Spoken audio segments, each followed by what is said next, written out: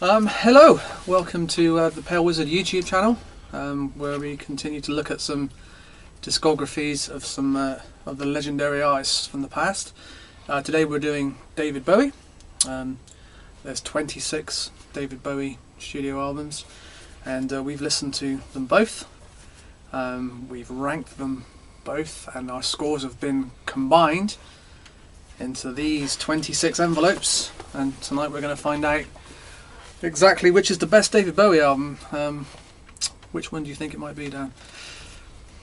I actually don't know, because I think me and you have got quite different ideas of what we like with Bowie. Mm-hmm. Yeah, I honestly don't know, because the thing about Bowie, this has been a hard one, because obviously the last one we did was Alice Cooper, and I was very familiar with that. Yeah. This has been a hard one because there's a lot of stuff that I was never aware of or never bothered Same with. for me, yeah, there's a lot here that I've never heard before. And so I think this has taken us longer than we thought to go through all 26 albums. I would say that the first kind of 15 or so albums, when it went up to the mid-80s, that was all quite easy for me. And Mm-hmm. you know, I don't want to give anything away, but as soon as we got into the mid-80s, I found that quite a slog. That's where I hit the wall as well. Well, probably I managed to get through the later 80s stuff. And then as soon as we got into the 90s, for me, that's where it became, when the CD generation dawned and the albums became twice as long. Yeah, there's some really long It became a slog stuff to get through some of it. I mean, that probably will bear out in the scores as well. We'll have to see. Yeah, probably. I mean, you know, it's not all negative. It's just no, absolutely not. No. It's just that, yeah, I think I was a bit buried out by the time I got to the mid-80s. It's a lot of albums as well, isn't it? Yeah. A lot of albums to go through, especially when they're all, you know, well, not all, but the majority of them for me were first time listens all the way through. Yeah. It's a lot to take on board. The other thing about Bowie is obviously his style and his sound has changed so much. And, you know, credit to him, he really has kind of moved with the times and kind of almost been ahead of the times as well. But, yeah, it kind of makes for quite a jarring listen if you're trying to do it chronologically. Yep. So I imagine if someone had grown up with all this stuff, it would have been a lot more easy. But obviously, when you're listening to it all in a bulk, it's... And it's sort of out of context as well, because you're listening to it now, and Yeah. you're not listening to it back then. So, it Yeah. does become different, doesn't it? So let's just go through some of the rules quickly. So we've taken the 26 albums that are classed as his sort of official discography, as it were. So it includes Buddha of Suburbia, which is a David Bowie sort of album, even though it's a soundtrack.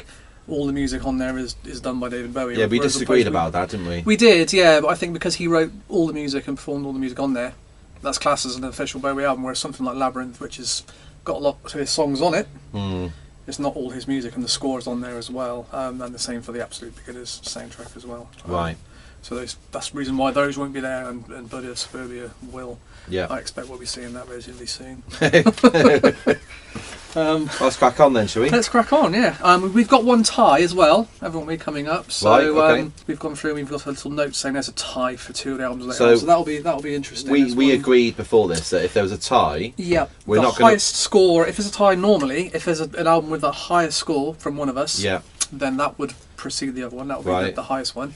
If both the scores are identical, in which case we've got one here, I've been forewarned by my wife who right. filled out the scores for us, then we're going to have to accept them as a tie. Basically, there's nothing we can really do. Well, should we make We it? can discuss between us, I suppose. I think what we argue should the do. toss here I think we now. should try and convince each other which one is better. Okay, let's do that then. Let's try and come to So consensus. then we can have 1 to 26. Yes, then, I think so. Rather than when you come to edit and caption this, it's going to look a bit weird, isn't it? When there's two. And it's going to show three our of us. diplomacy skills, I think. So. Okay, so we did it last time. I opened one, you open one. Let's continue Yeah, to do it okay. that way. So I'll go first because I've got them in my hand. Excellent. So, The no, worst it's- David Bowie album, according to us, anyway. according to us, anyway. Yeah. Please don't get offended. Okay, I thought it might be, and I think it is. Yeah. So it's David Bowie, the first album. You gave this 1 point. I gave this 1 point. Okay. So it gets 2 points. It's unanimously the worst David Bowie album.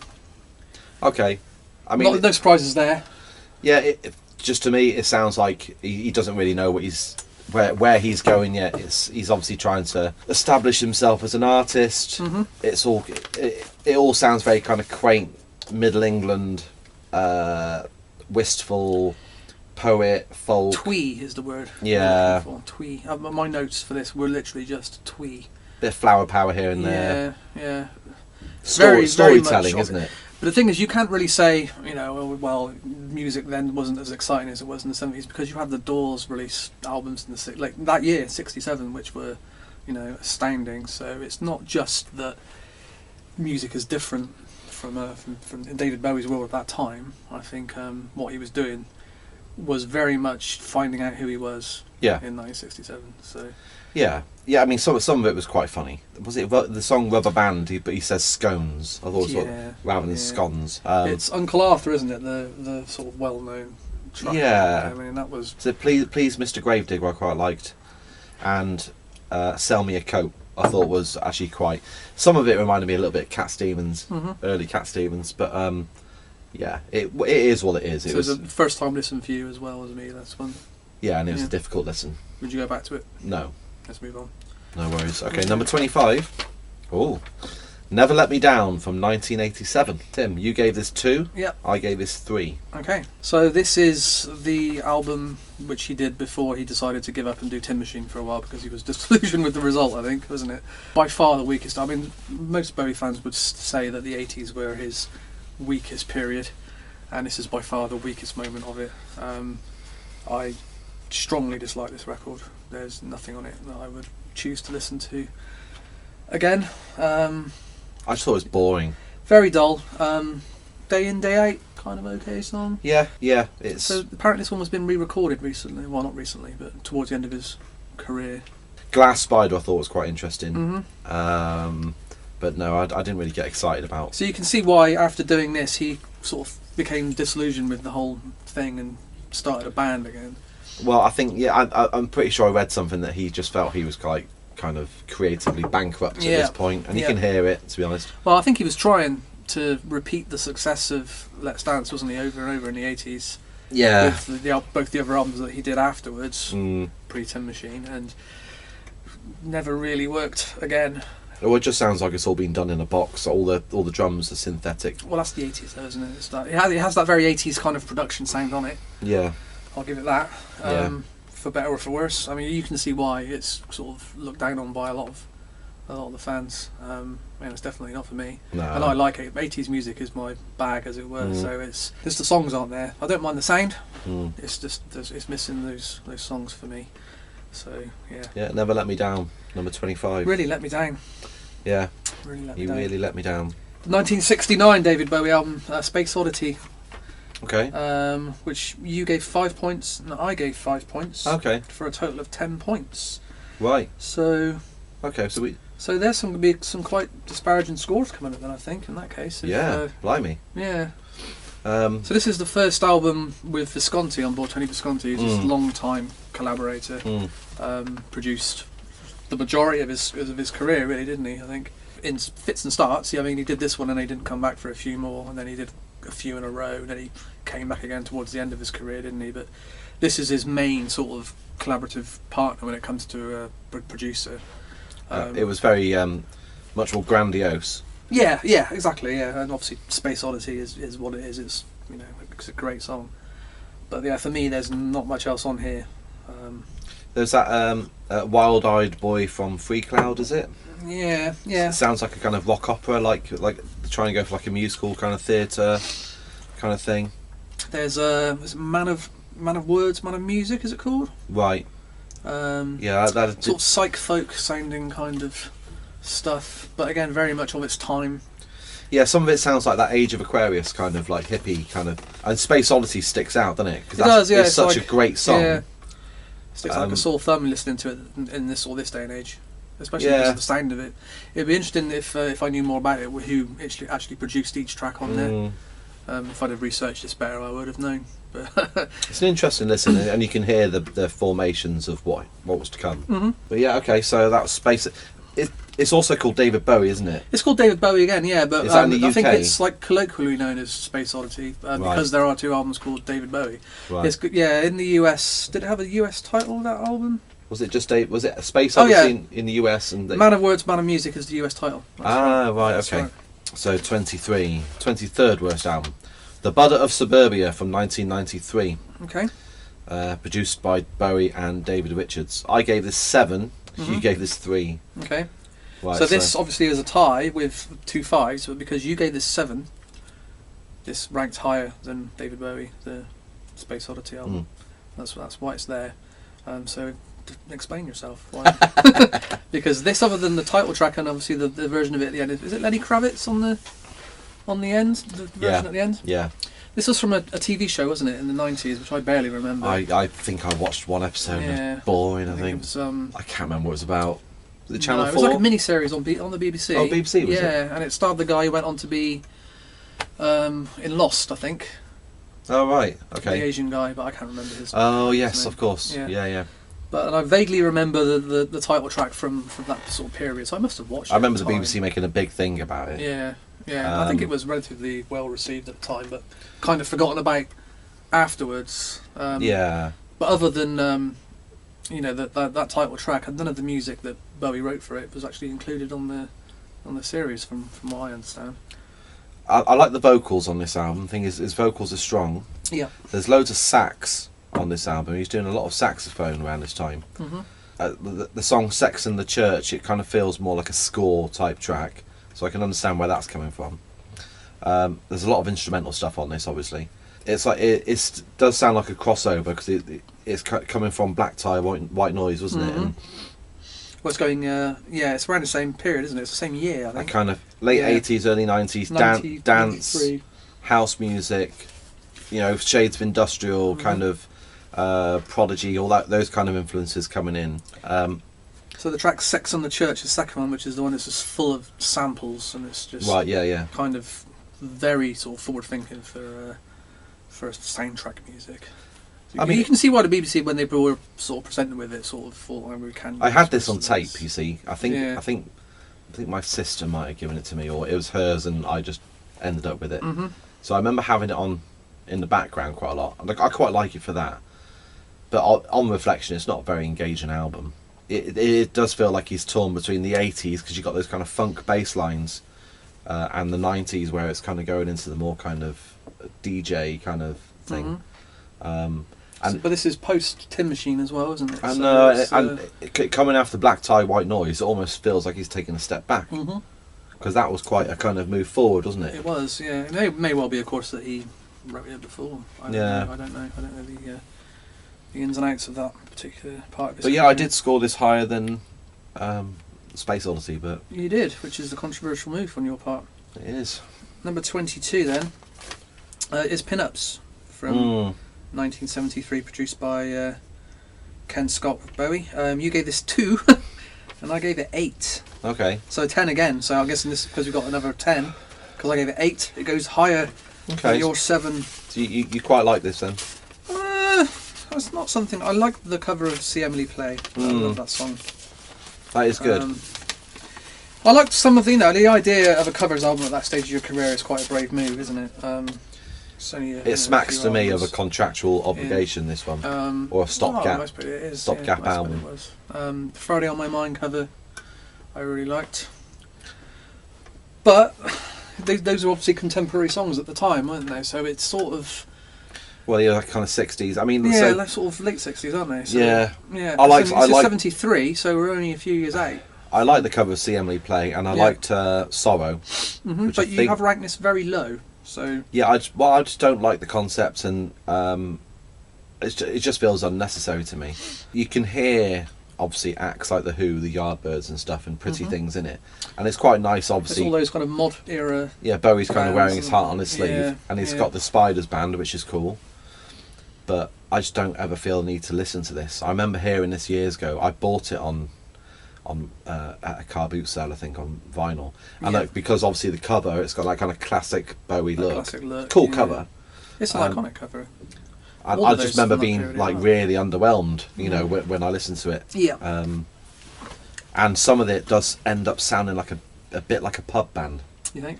It's probably quite controversial, but yeah, and obviously they're all great players. But yeah. Okay. So I like that one a bit more than you. That's interesting. Okay, number 21 is Reality from 2003. Reality. Visconti produced it again. Yep. I gave this 9, and you gave this 4. You really didn't like this one. Yeah, I found this very, very boring. Deeply boring, in fact. Which is a shame, because I quite like the idea of him sort of going back and just doing songs again, because there's quite heavy on the concept, wasn't it? Yeah. All the stuff in in that period. Yeah. And this was supposed to be a collection of just songs. Mm. And I didn't really like any of those songs. I think, is it Pablo Picasso that's on there, isn't it? In my notes, yeah. Which I think it's like a second track on it, which was fun. I enjoyed. And I thought, well, actually, I'm probably going to enjoy this album because it was quite early on, and nothing else really. Obviously, I've only listened to it once, but nothing else really caught me in the way that track did. So yeah, I ranked it quite low. I wanted to like this, let's say. I really thought I would. We were working in the record shop together when this came out, weren't we? Yeah. I remember when it came out, and I remember just, I don't know, my expectations weren't that high anyway around that time. It feels more like a Bowie album, to be fair.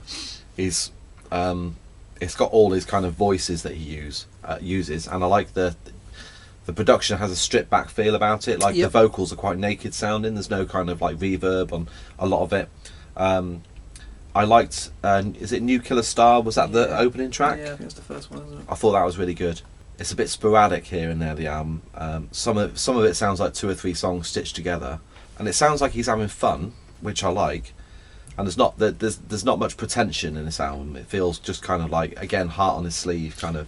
I think it's because it's just gone back to the concept of just writing some songs, a collection of songs, and not sticking to this, highfalutin concept, which I think he struggled with to get as good as he got, in the 70s with it.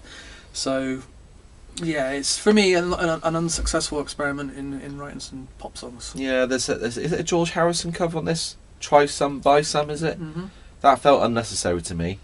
And there's a song, is it the song Reality? Where it feels like it's kind of like a Detroit rock song, but it doesn't really go anywhere. And Bring Me the Disco King was my favourite. Okay. Because it had like a lounge style to it, and it really suited his voice with kind of jazzy piano, and that was definitely my favourite song on there. Not a bad album, just a little bit dull. Yeah, that's my take. Dull. Yeah, well performed and well written, but not memorable. So yeah, Hours, number 20. Oh yeah. Yeah, Hours. Hours, which is... it felt like it went on for hours. From 1999. Hours and hours and hours of music. It was a long album, wasn't it? It's a longer album, isn't it? Yeah. You gave this 6 points, I gave this 9 points. So, not a million miles away from each other. Yeah, again, this is one that my dad bought this. Mm-hmm. What year was this again, sorry? So, this is 1999. So, this is that one with that album artwork of him sort of looking up at himself, isn't it? Is that one? Yes, yeah. It's kind of like, internet. Yeah, kind of stuff. Yeah, it is. Yes. And I think that's what he was kind of going on at the World Wide Web. Yeah. And I remember my dad bought this because at late 90s my dad started being a hipster dad, started going off and buying records again, and so I used to listen to all these records he was bringing home, like Underworld and all this kind of stuff, and he bought this, and so I was really excited because I was really into Bowie at that time. I was getting into the early 70s stuff, and he bought this album Hours home. And the first track, Thursday's Child, I really enjoyed. Yep. His voice, I think his voice around this time started taking on that more melancholic thing.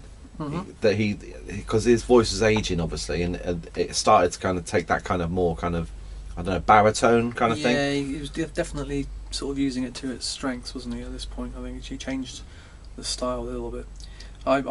Thursday's Child I really liked as well. That was what I've written as one of my standout tracks. And Pretty Things Are Going to Hell. But other than that, it's it does seem like it does go on for something. A bit too something long. In the air brings it down for me, and it's just pointless. And Survive has a nice breezy feel about it. It doesn't feel like Bowie's taking many risks on this album, and I think it just drags. Yeah. Which is, a lot of these albums from this era kind of do. I think we can. Okay. Similar time then. Heathen. 2002. Visconti's involved again. I gave this 10. This is the return of Visconti, isn't it? What did I give this one? 7. 7. Yeah. Yeah. So for me, this has got my favourite song from this entire period, from the golden period through to the 80s. It's got some great stuff, and then from that dip in the late 80s onwards, right, There's a track on this called Slip Away, which I think is absolutely stonking. It's got an amazing chorus. But other than that, there's nothing on this album that the return of Visconti really didn't seem to. I know it was a big deal at the time. I remember when it happened, and I remember thinking, maybe this album will bring the sales back for him a little bit after the last couple of albums. But it kind of didn't work for me. Slip Away aside, of course. I like the opening track, Sunday. Again, it's got that soulful voice, that kind of baritone thing. You can hear he's kind of given up trying to write hits on this. Mm-hmm. From this period, he's just kind of, which is good. I'm not sure. I didn't really see the point in the Pixies cover, Cactus. No, I'm not a fan of Pixies anyway. So yeah. I've Been Waiting for You by Neil Young. I didn't like that. Slow Burn was the highlight for me on this. Slow Burn. Because I like the guitars and the appropriate vocal that went with it. What did you think of Slip Away? Did you make a? Not. I didn't feel as highly about it as you do, but for some reason it really struck me. But now you've said that, I'll listen to it again. Give it another listen. If you give Slow Burn a listen, I'll give Slow Burn a listen. Okay. It might be a slow burn. That one, it's possible.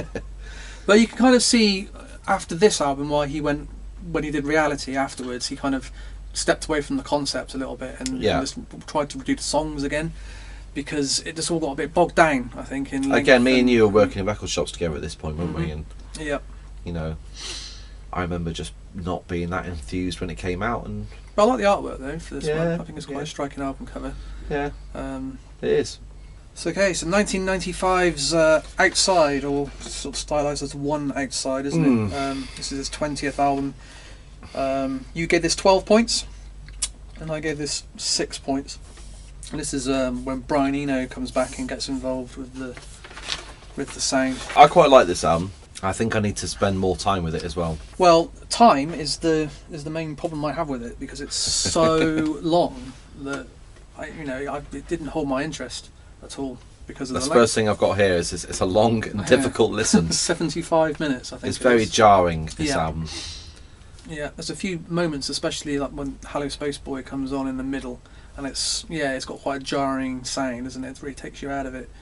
I'd imagine it might be something that if you listen to a few times that you might be able to get into a bit more, but as a one-time and only listen for this, for me, a bit too dense and impenetrable. I like the experimentation that's going on with this album, and you can see where he's heading. Yeah. I mean, the Hello Space Boy is great. Yeah. And I loved it when it came out. I still love it. But it's a really strong single amongst a lot of filler for me. And obviously there's a concept with this album, isn't there, which I just couldn't be bothered to get into. Very much something that you would spend time with, I think. I imagine there's people out there who really love this album. I expect there are. Yeah. I expect people love all these albums. Yeah. But the stuff with the concept, you can see why people would get into it, because you've got that story to latch onto. But when it comes to a one and done listen, it's not something which has these moments that spring out at you. There's definitely moments where he's harking back to the Berlin period and the Scary Monsters period. I think I need to actually just give this some time, maybe with headphones on, and really just get into it, because I like a lot of this type of music. I just found this quite a slog, this album. 75 minutes is a lot of time to donate to it's a double album, isn't it, effectively? So my friend Richard Lamb, he really raves about this album. So I had that in the back of my mind, so I was trying to I do need to give it another listen. Yeah. And my score probably would change on this. Okay. I would probably agree with you with that. I mean, I do usually like stuff that's quite high concept, and I would probably, if I got into it, rate it higher. But I find it as a one and done thing, very impenetrable and very hard to get into. So that sort of reflected in my score a bit. Not to say that it's a bad record by any stretch of imagination, because the musicianship is exemplary. Yeah, no, it is. There's some great production, and he's obviously brimming with ideas, which is cool. Yeah. But he had no one there to say, maybe cut it down a little bit, for God's sake, David. It's 75 minutes long. I wonder if this came out on vinyl. Do you think it was just... I don't know, 95, it's that kind of CD lost era, isn't it, for vinyl? Yeah. So it's probably been reissued since. But it would have to be a double, wouldn't it? Yeah, at least, wouldn't it? Yeah, the triple would be nice, wouldn't it? Yeah. we have Black Tie, White Noise Okay. from 1993. Okay. Bowie and Nile Rodgers. Yep, so this is the return of Nile Rodgers, wasn't it, after Yeah. Let's Dance? I gave this 8, you gave it 11. So pretty good scores, actually. Yep. So yeah, tell So me. this is the first album after Tin Machine. So I think he kind of went back to the solo career and looked at what made Let's Dance so great and brought back Nile Rodgers after those sort of abortive attempts really commercially in the 80s with Tonight and the other one, which really let me down. And this album is the one with Jump They Say on, which is, you know, that's an iconic Bowie single from the 90s. Oh, it is. And not a return to form, but it's a strong album Yeah. for that period. It's got that early 90s dance kind It of, has, yeah. you know, everyone yeah, out raving and... It's got that combination of sort of Pet Shop Boys era kind of sounds with some almost, you know, Prodigy kind of sounds in there. house, rave music, mixtape kind of. There's a lot of sax on this album. Some of it's quite interesting because it sounds like they've double tracked the saxophone, so they're almost kind of discordant. I think it's the opening track it's got that on, and it's... Did you listen to it on headphones? No, I didn't. It's really good. I you know, I like it, but yeah, he was using a lot of sax around this period. And again, it's kind of verging on slightly industrial sounds, and you know, Which was a sign of things to come, I think, wasn't it? So, yeah, you could tell it was going to probably go in that direction at some point for him. and the Morrissey cover, I know it's going to happen someday. Yeah, well, enough said about that. I really like it. I like Morrissey, so what can I say? But yeah, I really enjoyed that. Yeah. But yeah, I definitely want to give that more listens. Yeah, it's one I would listen to again. There's a few that I sort of said to myself after listening, I would never listen to that record again. Yeah, I think we've But covered this them. is, I think we're getting into the point now where we're getting into the good stuff. Yeah, And definitely. this is probably one of the good ones. Mm-hmm. So Tonight, Okay. 16. You gave this 4 points, and I gave this one 19. Wow. So I think this is the first. You gave this 19 points. This is the first. This is my. Where's that coming in the rankings? It's in my top 10. It's number 8. Have you got the track listing for this one on your? I have. On your tablet. Yeah. So Tonight is. I think the lead single is Blue Jean, which is a bit of It's good. a banging tune. Yeah, it's a good single. It's got the cover of God Only Knows, which it takes a brave person to cover Beach Boys and do it well, and I think it's brilliant. I still can't decide if I like it or not. I think it's quite divisive amongst Bowie fans. I listened to it a and few so- times. Yeah. And I don't know. I don't know if it Do works. you like the original song? Yeah, I love the original song. Yeah. It's a beautiful song. It is a beautiful song, yeah. I'm not sure. When I was first time I heard it, I was getting shades of Phoenix Nights of like David Bowie and like a Blackpool amusement, you know, singing like a kind of like. Yeah. I'm not sure what I think of it. No? I love Loving the Alien. Yeah. It's one of his best songs of the 80s. Mm-hmm. But apart from that and Blue Jean, the rest of it fell off a cliff for me. No. Okay, well, yeah, I thought that's what I said. Oh, okay, well, I'll look at my notes.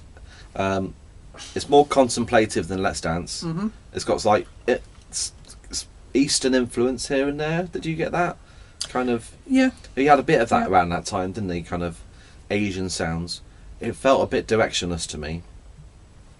The opening track is brilliant. I don't like the reggae track. I quite like the reggae Don't Look track. Down. Yeah, I quite like the reggae track, but then I'm a reggae fan. Again, so that I felt like thought- Peter Kay, kind of like, you know, or Ricky Gervais doing his, you know, his version of reggae. Yeah. That didn't do it for me. And Blue Jean sticks out because it sounds like it should have been on one of the 70s albums to me. Yeah, well, it's definitely an attempt to hark back to that kind of sound, isn't it? To try and sort of modernise it for the 80s at the time, I think. And probably not 100% successfully. It just feels like it doesn't know where it's going. The cover's interesting. It's a nice cover. Yeah. Is that a Gilbert and George painting? I'm not It sure. looks like their Anyway, style. It's I studied fine art and that looks like Gilbert and George. I'd have to have a look at that. If I was to do this again, I'd probably give this more points. Mm-hmm. What did I give it? You gave it. So yeah, 4. So this is like you're in the 20s. it goes to show how good Bowie's back catalogue is, really. That this came so low for me. So I really do regard a lot of his catalogue very highly. So I don't think this is a highly regarded album of his on No. the whole. no, but I think this is my controversial moment from the listing. Is I'm ranking it as high as I fair do, enough. to be honest. Maybe I need to give another go, because having looked at that track listing, obviously Loving the Alien is brilliant. It's a fantastic song. It sounds really creative and inspired. I just don't think anything else on the album I like Blue Jean, reaches that. but I didn't like anything else. Yeah. Alright, number 15, Earthling, Earthling. Okay. 1997. It's Reeves Gabrels, wasn't it? And what did I say? Mark Platy Yeah. and Bowie producing yeah, it. he pretty much produced. Okay, well I gave it 11, you gave it 13, so that's quite similar score. Yeah. that's quite respectable, isn't it? Yeah. I like this, Yeah. and I'd go back to this. Obviously, Little Wonder, I think, is quite a well-known tune, isn't it? I think it did relatively well on the charts. But the whole kind of drum and bass thing, of which there's numerous tracks on here, was a big deal in this kind of time, wasn't it? And to be fair to him, that's Bowie with his finger on the pulse, isn't it? And it's a real risk what he was doing. I thought the production felt a bit distant. I mean, a lot of drum and bass did actually, on reflection. You know what I mean? It wasn't kind of in your face. It's kind of like it almost felt like this was. I think it's deliberately mixed that way, because a lot of drum and bass, especially the more sort of reggae influenced drum and bass, is quite full on. Right. So I think this is almost sounds like there is breathing room in between the sort of the bass and the vocals. Yeah. So it's not kind of overwhelming, because from a commercial standpoint, I don't think it would have done as well if it sounded like some of the maybe more ragga jungle influenced stuff. I got the feeling that a lot of the songs, because there's songs there. I got the feeling a lot of the songs sounded like they've been written and recorded and then basically given to a drum and bass DJ and said remix this. And I wonder if that was the case. I could be completely wrong. I don't think so, from what I've read up about it. I know that obviously when it comes to remixing, I'm Afraid of Americans was remixed by Trent Reznor, wasn't it? Yeah, well, it sounds like Nine Inch Nails. It's obviously a very Nine Inch Nails. It's great, I love it. Yeah, it's one of the greatest Bowie songs from that period for me. It's a great, but you can hear Trent Reznor all over that. Yeah. Of course, it's featured in one of the greatest 90s films, Showgirls, as well. Oh, God. Yeah. But yeah, the least said about that, the better. Yeah, had that on VHS, wore that one out. Yeah, no, this was a good solid album. I liked 7 Years in Tibet. I liked that. I had the CD single of that. Good memories from that. And this is one that I had on tape, I think. Really iconic cover, that British kind of flag, and it's got that Battle of Britain track on it, hasn't it? It's got a very British feel, actually. It sounds, doesn't it? Yeah, I think that's kind of what he was going for, wasn't it? Yeah, I mean, I suppose he was riding the coattails of Britpop, wasn't he? Drum and bass was a very British phenomenon, I think, at that time, anyway. And it was quite influenced from. Originally, it came out. I remember it must have been the early '90s when it sort of came out as like a more dancehall reggae kind of thing, and then it became very much a British thing, drum and bass. A lot of the big like Ronnie Size and all that from London and that, weren't they? But anyway, let's not talk about music we don't really know much about. Well, so Station to Station. Ooh. So this is the 10th album from '76, produced by Harry Maslin. With Bowie, you gave this one 17 points, and I gave it 10. Right. Okay. This has got 6 tracks on it.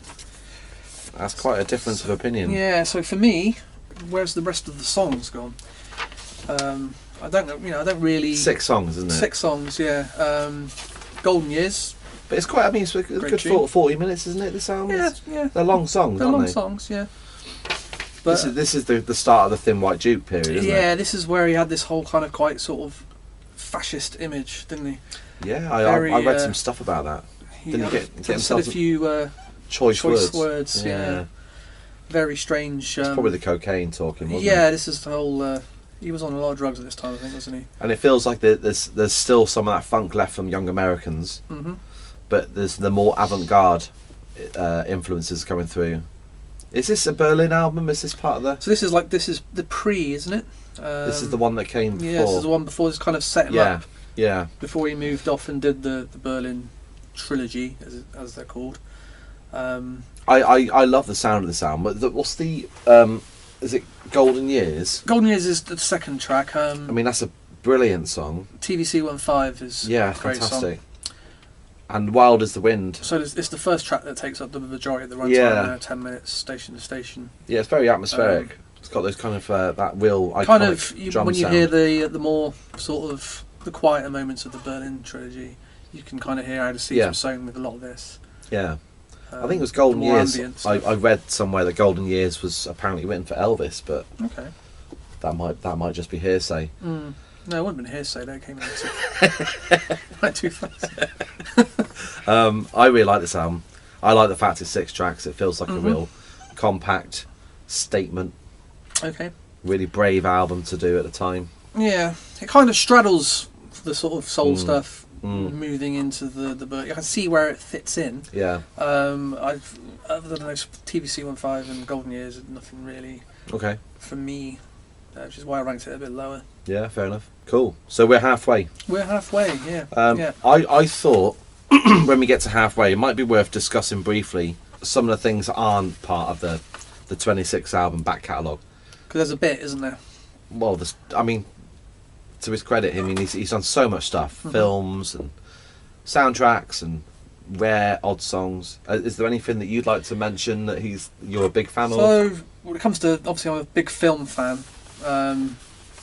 Bowie in film is, he's got a really interesting career. Probably, he's best known to me personally as a character in Twin Peaks. He takes quite a big part in the Twin Peaks movie Fire Walk with Me. He's got an iconic performance, quite disturbing performance in that film.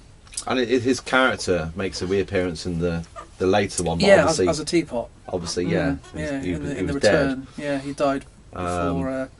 I think he was going to be in it. Was he really? From what was said, yeah. Obviously, with David Lynch, you don't really know. Imagine that. Not a lot is said, but the rumor is that Bowie was going to be in it. Well, his part in the Fire Walk with Me is probably the most kind of iconic bit of the film, really, isn't it? Like, it's the most iconic of the first half before the Laura Palmer stuff. Yeah, because the first half, it just changes, doesn't it? It's with got Chris Isaac and. Yeah, that is sort of the bridge between the two. It's a great film. The two parts, and there's obviously some deleted scenes as well that he featured in the hotel. Bowie is kind of like the David Lynch of pop, isn't he? Yeah, that's right. But also, I'd say the Man Who Fell to Earth in the 70s, the film he did with Nick Roeg, which is an astonishing film. He's like proto sci-fi. Stands up today as being. Very unique, striking imagery, and you can tell, he really looked the part in that movie. My favourite Bowie song of all time comes from a film which isn't particularly great, Absolute Beginners, from I think it's '86. The film's quite okay. It's not great, but the song. He did a couple of tracks, didn't he? I think for it, but the actual song, Absolute Beginners, is by far and away my favourite Bowie song. Really? Yeah, I love it. Beautiful song. Yeah. Well, when the chorus comes in, it's so uplifting, isn't it? Yeah. It almost kind of, I don't know, reminds me of my nan, that kind of like seasidey kind of Wurlitzer kind of sound. I don't know. The words just really nice as well. It's I've never seen the film. Yeah. I'll enjoy it. I've got it on Blu-ray. It's okay. It's Patsy Kensit, I think. Really? Yeah. Oh right. What year was that then? 86. I'm saying. My brain's saying 87. I mean, we may well find out we're wrong in the edit, but I think it's 86. It's around that period. It's after Tonight. And what about obviously Labyrinth? What did you? And Labyrinth, yeah. For me, I mean, I'm not a massive fan of Labyrinth. I've always preferred Dark Crystal, but they always get lumped together, though. Don't they? The music, obviously, in Labyrinth is very, very strong.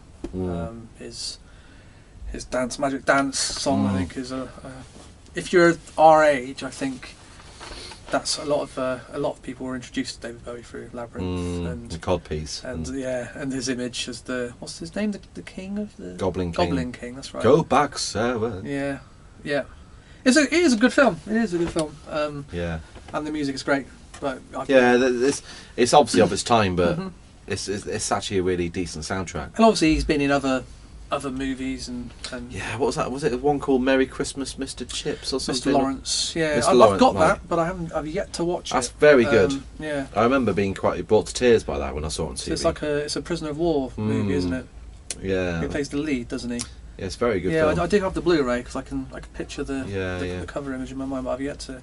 Yeah. It's in my stack of hundreds of things to watch. Yeah, you got a ridiculous collection, haven't you? So I was going to try and get that done for this, but I mean, I've made a note of a few things that stuck out for me.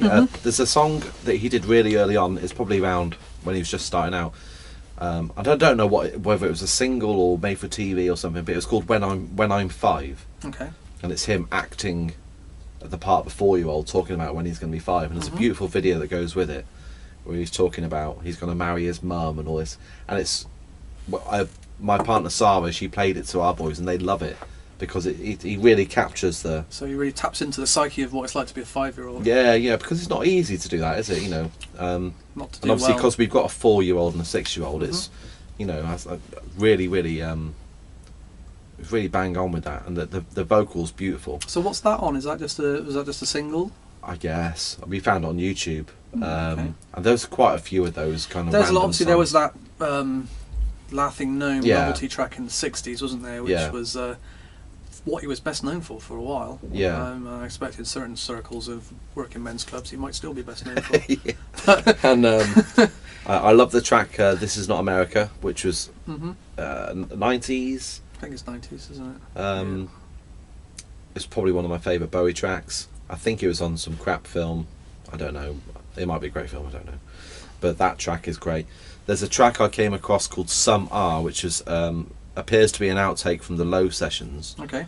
Which is just incredible. It's probably, if it had been on that Low album, probably would have been my favourite song on it. Okay. Because that's a strong album. So. Yeah, it's check it out. It's a a beautiful you have to song. Remind me when we finish this. 'Cause I'll give that one a listen. And I had the live bootleg that was going around for years with 9 Inch Nails, which was great. The version of Hurt that they like duet on is amazing, because they were obviously touring together for quite a while, weren't they? 9 Inch Nails and Bowie. Yep. And another memory of Bowie was obviously his appearance on Extras, which I really self-referential kind of thing. So the funny little fat man song. Yeah. So anyway, cracking on. Number 13, we have The Man Who Sold the World. Okay. It's the the first proper album. And we've both scored it 14. So I think that's quite a fair score actually. Because this is the prototype for the rest of this is the pop. 70s Yeah, almost, isn't it? This is Bowie coming into his own, isn't it? I love the opening track, "Width of the Circle." Yeah, me too. It's like he's taking on the kind of influences of I don't know, Zeppelin and I don't know, the Who, that kind of thing. It's the first time he brought the rock sound into what he was doing properly. It kind of, there was almost a dabble in the album before, wasn't there? It's more psyche kind of folk. But there's more jamming going on with this, isn't there? It's more kind of what we would consider to have been rock, I think. A bit of Grateful Dead in there, and a lot ZZ of Top jam band and stuff. Yeah. I wouldn't go that far. I wouldn't say ZZ Top. Well, early ZZ Top, it's that kind of like, there's a lot of blues and black country rock I really like.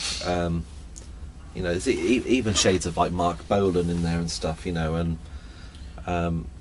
obviously the title track is one of his great songs. It's an amazing song, and obviously it's taken on another life now because of Nirvana.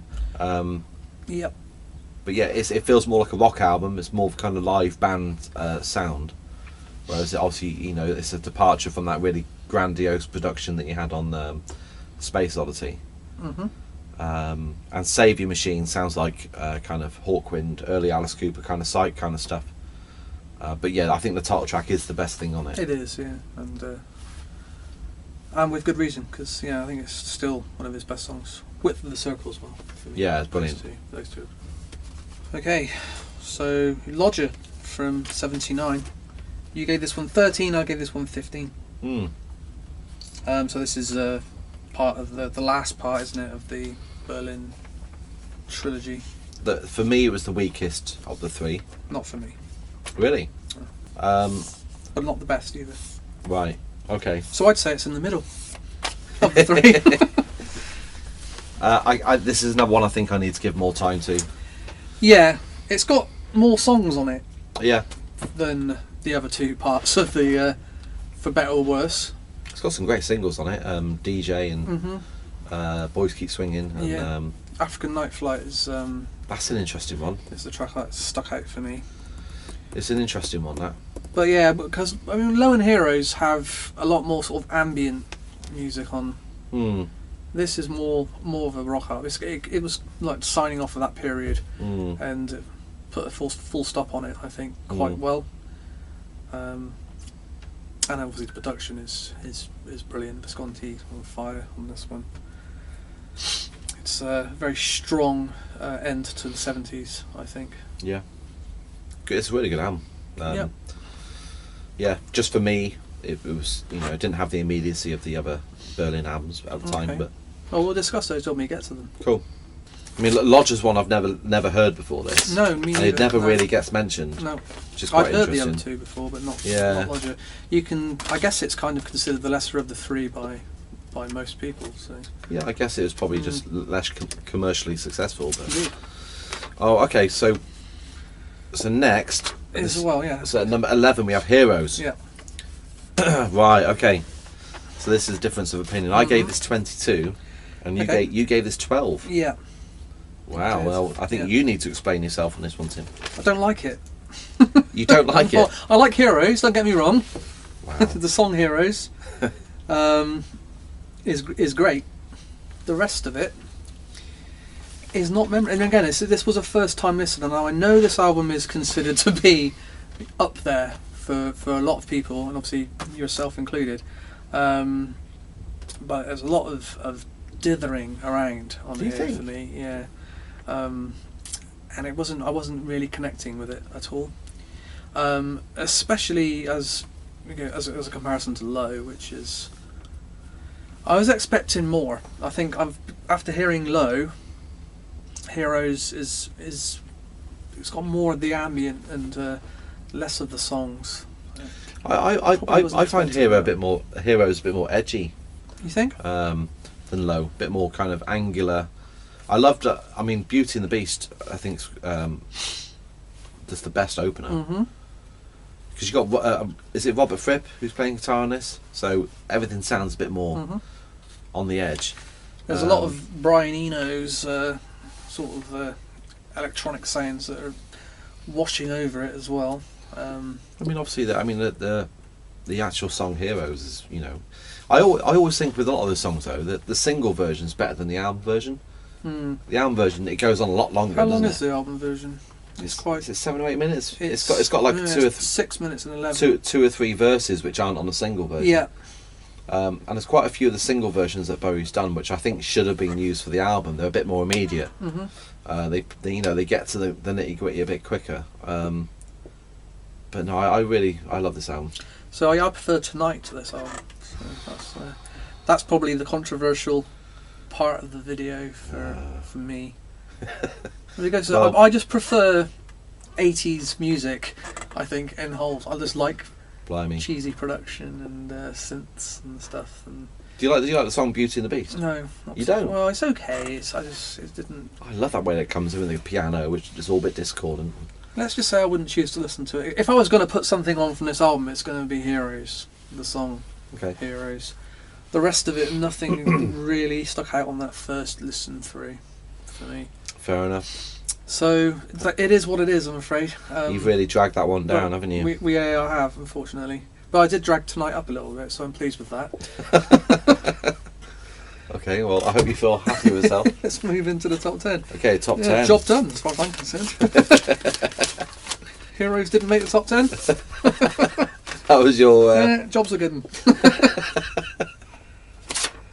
Okay, so 1975's Young Americans. This is his 9th album. You gave 15 points, and I gave it 20 points. Okay. It's a really good album, isn't it? This is a soul album, like a blue-eyed soul album, isn't it? Disco. It's ace. Yeah, it's really good. Really, really good. Great band on this, isn't it? Yeah, so Harry Maslin and Ivan Visconti on this as well. Right. So like the cream of his sort of production team. Was I reading right that well. Luther Vandross was doing backing vocals on this? I think that's right, isn't it? Right. It's got that Beatles cover on here. That felt a bit out of place for me. That's the only one that felt like it was a bit. You just don't like these covers, do you? It just you didn't like pin-ups. Well, but it doesn't feel like it belongs with like the other Beach songs. Boys cover. Well, do you think that I'm an not saying album can have a cover in I it? didn't say I didn't like it. I'm saying it feels like it's pulling me out of the concept a little bit. I don't think it's really that much of a concept album anyway. Really. Well, if it's at Philadelphia. It's kind of all hanging together with that sound. But The cover's quite iconic, isn't it? And yeah, it's great band. Yeah, I think it's probably best known for Fame, isn't it? Yeah. There's one that's just called Rights, which just feels a bit like filler to me. But his voice is really good on this, and he's he's really taking risks, isn't he? Yeah. White boy kind of funk. Especially kind of because stuff. he hadn't really gone this far before with everything that he'd done in the 70s, and he'd done quite a bit at this point. It's quite a brave move, really, and definitely one that paid off for him. Well, what was the critical reception for it at the time? I'd like to know. I imagine it's got a bit of a slate in it. It'd be interesting to look back and see some of the reviews. Yeah. I expect some of the hardcore fans will be able to give us some facts about how it was received. And it'd be interesting to find out. Yeah. Well, I'm glad it made the top 10 anyway, even if it did just scrape in there. That's a very good album. Because it's one of the better ones for me. Yeah. Okay, number 9. Okay, so in at number 9 is Diamond Dogs, 1974. And interesting, we both gave this 18 points. I think that's about right. That's why. Yeah. This is just in the top 10 for me, number 9, just before Tonight. Yeah, I'd say it's a really good album. It just feels a little bit like the leftovers of Ziggy, maybe, or I don't know. It's kind of maybe it's kind of the same concept of Ziggy, isn't it? It kind of is, isn't it? Yeah, wasn't it like the last hurrah for that kind of era, that band, and then moving? It's kind of moves. You can hear at the end. It sort of goes a bit disco and funk. That sound kind of creeps into it a bit. It's got some brilliant songs on this. 1984. Well, I mean, isn't that what the concept was supposed to be? Yeah. And he couldn't get the rights for it, so you can kind of. What's the character? Is it something Jack or something? There was a character. So it's based on the lead character from 1984. Right. Okay. I thought he had a different kind of concept for this as well. I can't remember. I'm not sure. But it does feel like it's the dying embers of glam. It's got a Sweet Thing is a beautiful song. It does feel like he's a bit torn between still being Ziggy and moving on to something else, and that's the only thing that brought it down slightly for me. It's not as strong as Ziggy. No, absolutely not. But it's a top 10.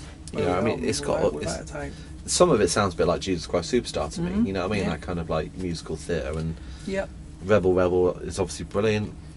Yeah, it kind of gave me the vibes of comparing it to Alice Cooper, who we did last time, from that sort of Alice Goes to Hell. Oh yeah, kind of vaudeville kind of sound.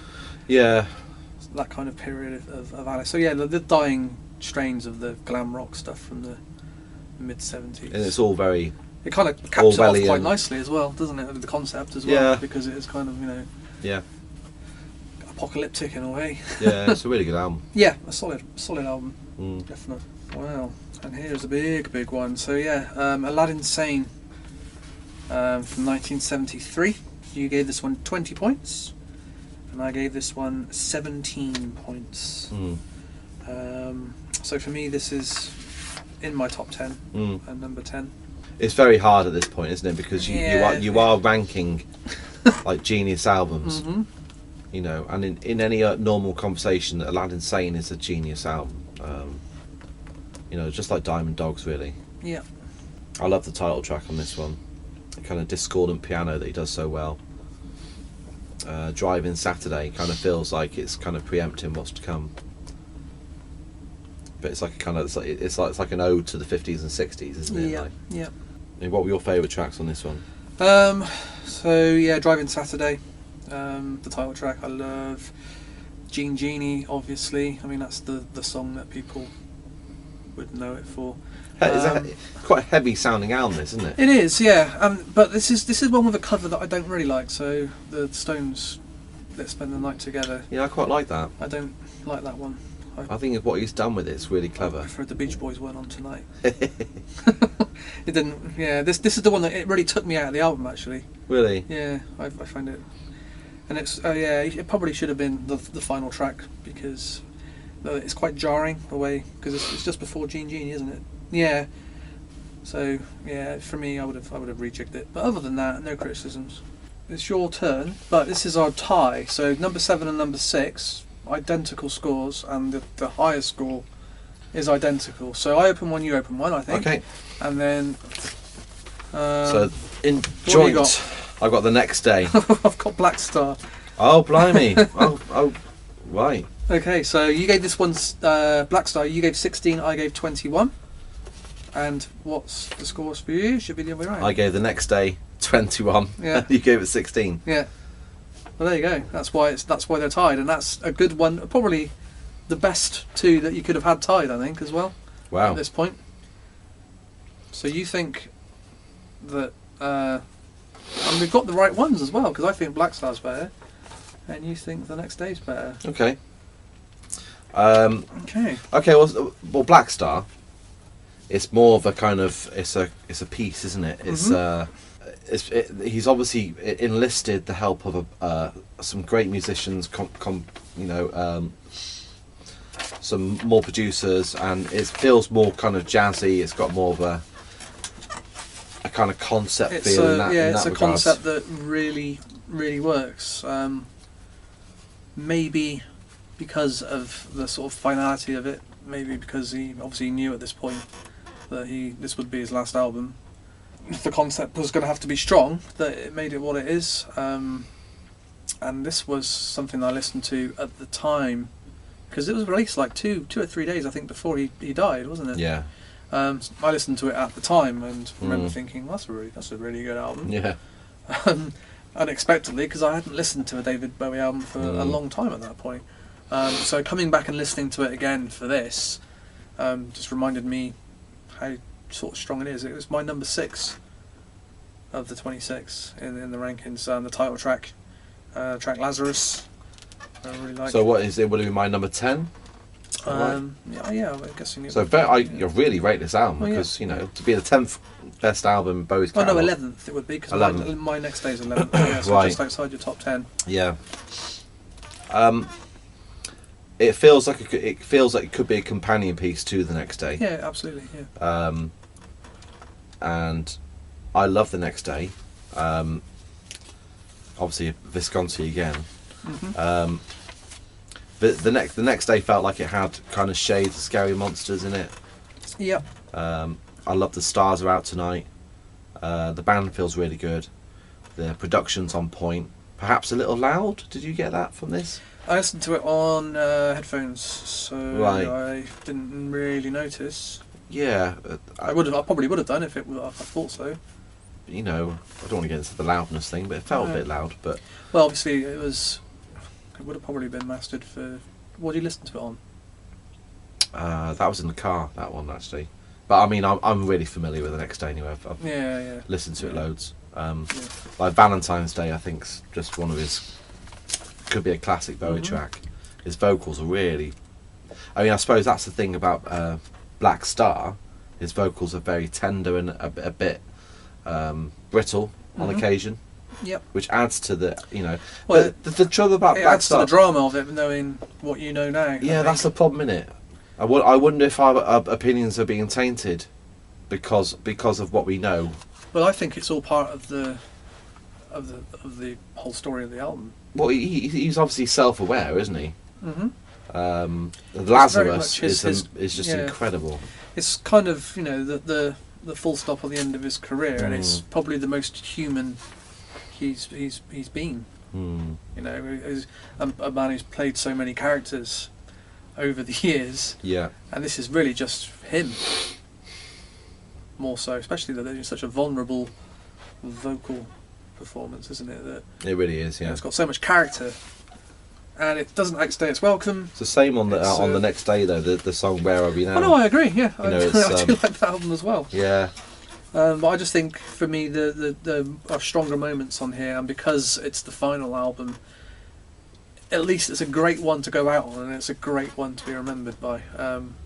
I've seen a few of these lists since we started doing this, and I think it is hugely regarded by a lot of the fan base. Well, Blackstar over the next day. Yeah, I believe so. Yeah, I've seen a few where it's ranked in the top sort of 2 or 3. Maybe that's a bit of an overreaction, but I remember when the next day came out, I was just like, because I didn't really give it much of a chance to begin with. Next Day's got a great cover as well, the album. Yeah, I love that. Yeah, it's very clever. Works really well. Okay, so I think we need to come to a decision then. Well, that's a hard one, isn't it? Because I think this is the hardest two to probably do it on. I mean, I think maybe because it's his last album. Yeah. Then maybe Blackstar should just edge the next day. I think you're probably right. Not just because. Well, you're going to say that because you. Not just because I said that. I think that for that reason, because there's not many people that go out on a great album. Unfortunately, people tend to go out on a crap album because they've done a crap album. And with Bowie, it absolutely wasn't that. It was one of his strongest. Yeah. So we'll go with Next Day in 7th place. And Blackstar at 6. And 6. Yeah. Well, I'm happy with that. And those kind of work well. Yeah, fair enough. Each other's quite suitable, isn't it? Fair enough. I've been kind to you on that one. Thank you. I expect a favour in return at some well, point. We'll see. If this comes up again, we'll be doing more of these. So. Right. Okay. Let's Dance. Oh. Okay. Oh. Wow. Bloody hell, Tim. So I gave this 19. Yep. Good score. Yep. This is your favourite album. This is my favourite Bowie album. Your favourite David Bowie album. Yeah. I swear you're doing this just to... I do it just to what? This is literally my favourite David Bowie album. Okay, well, let's talk about it. Obviously, Nile Rodgers. Yeah, this is the pop album, isn't it? So this is... What I'd say, right, before you go off and on about Let's Dance, what I'd say is side 1 is flawless. Yep. It's a flawless side of music. The most flawless side of music the man had ever done. Yeah, arguably, yeah. Side 2, it's not that it's not flawless. It's a bit more interesting actually. Musically, it kind of goes other places, doesn't it?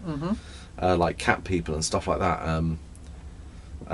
I'd say Shake It feels like a bit of a throwaway song to me. Okay. On side 2. Shake It's probably the weakest song on the album. Yeah, that's the only one that kind of like pulled it down a little bit for me. Yeah. I mean, because that track listing on side 1. But it's those big 3 singles, as in Modern Love, Let's Dance, and China Girl. I mean, it's that's how you do pop music. That's yeah. He got his money's worth from Nile Rodgers, didn't he? I think. Well, that's kind of David Bowie saying, "Oh, I'm going to teach you little kids how to do music," and he just shits all over everyone. Yeah. And I know a lot of people who are really down on Let's Dance, who kind of... A lot of people are. Who really look down it, and I've never understood that. It's a great album. A lot of people see it as like the him sort of selling out and doing the commercial thing, and I see it as him writing the best songs he's ever written. If selling out is writing songs that people like, catchiest pop tunes. Yeah, but Modern Love, and I mean Modern Love is just is perfect. That's one of the songs of my youth. That was. I mean, other than the obvious ones, my favourite song here is Cat People. I love Cat People. It's one of those, because it's from the film The Cat People, which is Paul Schrader's film from early... No, I've never seen it. I've got it on Blu-ray tomorrow. Okay. It's not great, but the song is iconic. And one of his... I mean, he's obviously done lots of songs for lots of films. It's one that sort of sticks out for me. I didn't mention it when we talked about films earlier on and the songs I like of in films because of this moment, because it's one of my favourite moments of my favourite David Bowie album, Let's Dance, the greatest album he ever made, which ranks in at number 5, disappointingly, very disappointingly. Well, at least it made the top 5. Yeah, well, I think I think if you compare this to a lot of Bowie lists, I think that's going to be higher than a lot of people. I think it probably is. Yeah, yeah. I think it does sort of tend to make the top 10, but I don't think it tends to make the top 5. I came across a review for Let's Dance. I've seen some very sniffy reviews for Let's Dance. I couldn't believe the very, very sniffy reviews. You know, it's amazing. You look back at what people were saying at the time, NME and stuff. Mm-hmm. They're just savage about it, and you think, oh my god. He took his time making this album as well. There was a bit of a gap, wasn't there? From what year was this? Yeah, this is 83. 83. Yeah. So it wasn't like Yeah. it wasn't. There was no. He took his time. It was measured, and it was at least just at the right time. I mean, this was a golden year for 80s music.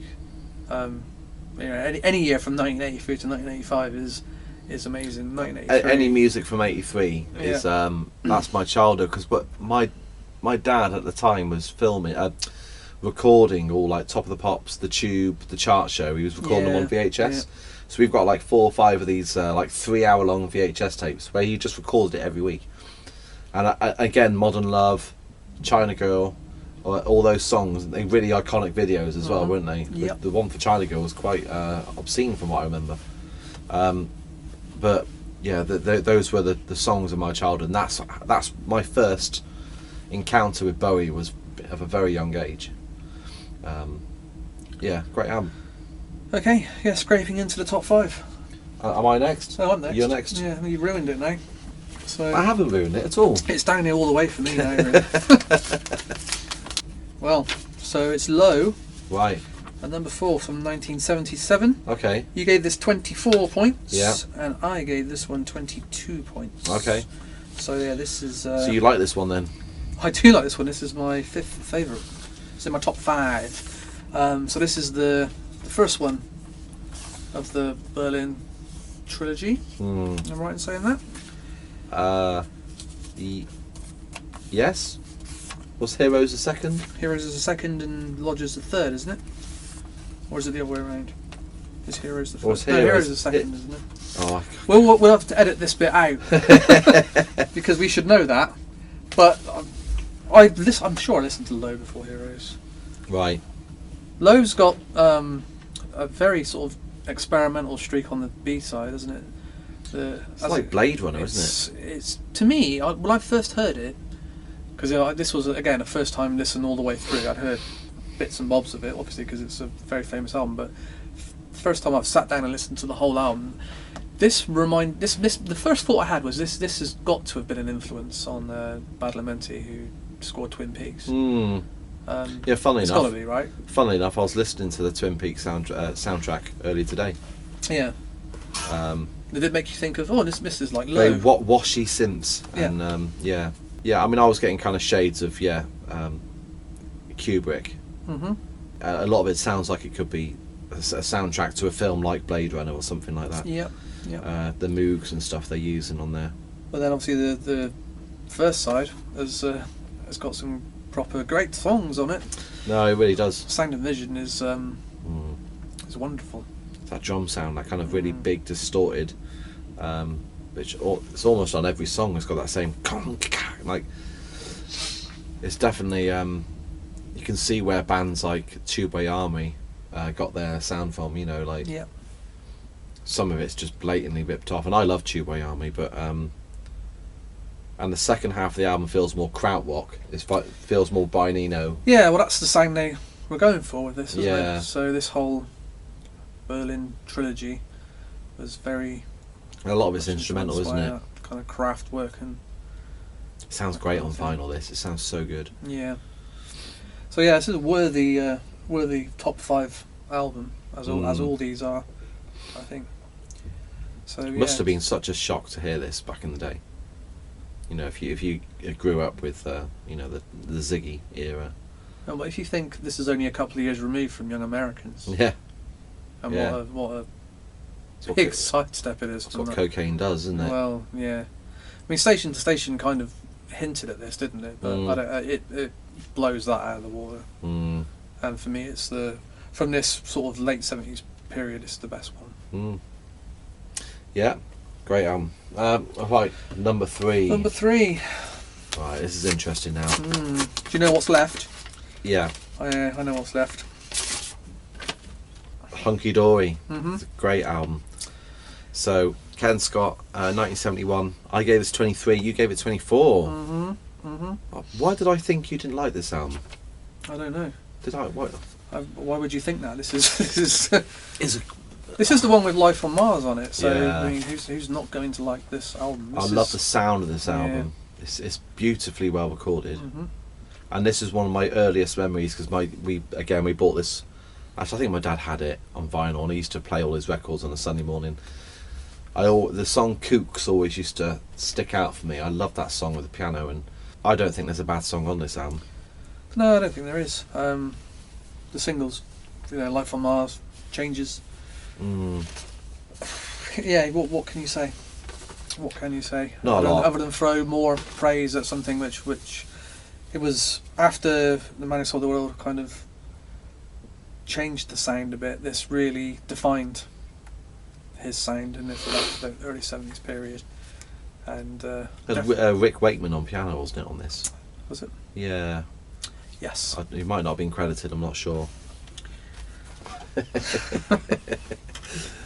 Well, it definitely hinted at what was to come next, I think. Yeah, I love this album. It sums up that era. Mm-hmm. Because it feels like it's classic Bowie, but he's a songwriter Bowie. Yeah. The solo artist kind of, and he's I don't know. It's just such a clever album. It's got Andy Warhol on it, which I love as well. So I think I've worked it out. I think I've worked it out in my head. I think I know what this is going to be. I think I know what it's going to be now. Yeah. This is going to be Ziggy, isn't it? You think? They've got Ziggy and Scary Monsters, right? Ziggy and Scary Monsters. So I think this is going to be Scary Monsters. Do you think? Yeah. Well, it depends how high you scored Scary Monsters. It does, yeah. And you 'Cause don't know that. I think you would have scored it really high. I did score it very highly. I'm thinking that I've dragged it down a bit. I thought you loved Scary Monsters. I do love Scary Monsters. But I think that I've accidentally done what you accidentally did to Let's Dance and dragged it off because I. Why would you accidentally score it lower? Accidentally scored it lower. I mean, Scary Monsters is my. It is Scary Monsters. Is my fourth. Wow. Right, so it's in my top five. Why did I think that was going to be much higher? So it's your top one. You've talked to me about Scary Monsters in the past, haven't you? Yeah. It's brilliant. Yeah. Listening to Hunky Dory, that was one of my biggest deliberations. Was whether to put Hunky Dory higher than Scary Monsters. So I had to choose. So what did I score this? You scored this 26. You scored this at your top album. I did score it as my top album. And I scored it at 23, so it's my fourth. It's a brilliant So album. I had to choose between Ashes to Ashes and Life on Mars, basically. Do you know, I only listened to this album for the first time last year. Oh, really? Properly. Obviously, I knew the big singles. Yeah. But listening to the whole album all the way through, I was amazed. Yeah, it's great, isn't it? It's. I mean, 3 years before Let's Dance, and you can hear the hangover from the 70s, all of those sounds, and then the beginning of what would be the 80s pop success. It's got like post-punk on this, hasn't it? It has got post-punk on it. Yeah, in many ways it's quite a bit of a mishmash and a hodgepodge of ideas, but it hangs together so well as an album. It could well be that Ashes to Ashes is the David Bowie song. It's so good. Yeah, because it's quite self-referential. Mm-hmm. It's like meta, isn't it? It's like yeah. If I was asked, I think to show someone a David Bowie song, I think it would be Ashes to Ashes. Yeah, you're right because it has everything on there. Yeah. And I wrestled with this and Hunky Dory for a while. Hasn't dated at all, this either. No. In my ranking, so yeah, it's number 2. So now it looks like we've rigged it. Well, we haven't rigged it. Well, we haven't rigged it. I mean, this is the reason, obviously, we're doing this video today, as we unveil what is the best Bowie album, number 1, the winner. This June, is it the 18th? 18th or 16th. Or 16th. It's an even number. Yeah. It's the 50th anniversary of Ziggy Stardust. It's the release date of the second volume of our 50 Years Later series. Yeah, so we're doing a tribute to Ziggy Stardust. So I'm amazed. So this was your second favourite. Yeah, and yours as well. Yeah, it's Yeah. an incredible album, and I always used to think Hunky Dory was better. Until we did this. Having done this this tribute and really hammering the original album, I have realised it's a genius album. Yeah. And it's those songs on the album which weren't the kind of the big standout singles. Oh, absolutely. Things like 5 Years. Yeah. That really grab me now. Yeah, and Hang On to Yourself. Hang On to Yourself, favourite Lady song. Stardust. It's so good. Yeah, Lady Stardust. You know, Soul Love, Moon Age Daydream. Yep. Yeah, it's an incredible album. And it turns 50 years in June, which is just ridiculous. And we've got a stellar lineup on this one as well, I think. We've outdone what we did with the Killer tribute from last year, I think. I mean, what we're doing, we're just trying to kind of give another voice to the album, aren't we? Absolutely, yeah. We're not trying to better it. Not going to happen. We're trying to reimagine it, I suppose, in a way, in a modern rock setting. And the idea of doing it 50 years to the date is, I just think it's a nice thing. And it's come about because we did Alice Cooper Killer 50 years to the day, and then we kind of thought, hey, we could just... There's so many great albums that came out in the 70s that we could do this every year. That's another thing to talk about, isn't it? This came out, barely a year after Killer came out, and such different albums, aren't they? Yeah. It just shows you how amazing those at the early 70s were. Yeah. I mean, what is there to say about Ziggy Stardust? It's the best David Bowie album, we've decided. I think a lot of people would agree with that, to be honest. I know there's some that sort of prefer the later 70s stuff, but I guess by consensus we've come to when that. it comes to the glam rock era, this is the best moment of his... It's not really glam rock, is it, this album? It's in the glam rock era, though, isn't it? It's in the era, yeah. Classed in that era. It's got glam rock moments. It's not the Sweet, is it? But it's definitely got that kind of style. But the concept is, transcends everything else, and it really works. Well, that was fun. So Ziggy Stardust comes out on top. And we definitely didn't rig that. No, definitely not. So we're both disappointed that our actual favourite albums didn't make. Well, that's how it should be, isn't it? But it's the way. That's the fairest way of doing it. I think that's diplomacy for you, isn't it? Yeah, it's democracy in action. Yeah, no one's happy. Everyone goes home. So we're gonna do this. So going forward. So far, we've done this just for the albums for the 50 Years Later series. So we've Killer and we've done Ziggy. Because Pale Wizard is our label. So yeah, we're going to continue to do these sort of ranking the discography series, so we get to kind of choose. So I think we decided, didn't we, that I'm going to choose this time. Right, so what's going to be the next one? For next time, so we're going to have to listen to the whole discography and then rank them like this for the next time. Okay. So I've decided we can do Faith No More. It's less albums, I think it's 7. I think we're both quite familiar with them as well, so... Yeah, but I don't think... But let's re-listen to them. Okay. And let's... okay.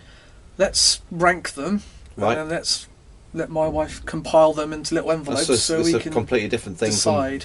From Cooper and Bowie, isn't it? It is, isn't it? I mean, let's step away different. from doing people with 25 albums and let's do... That'd be easier. Let's do a shorter one. Yeah, Faith No More. Faith No More. Faith No More next time then. Cool. Cool. So yeah, we'll see you next time. Cheers. See you in a bit.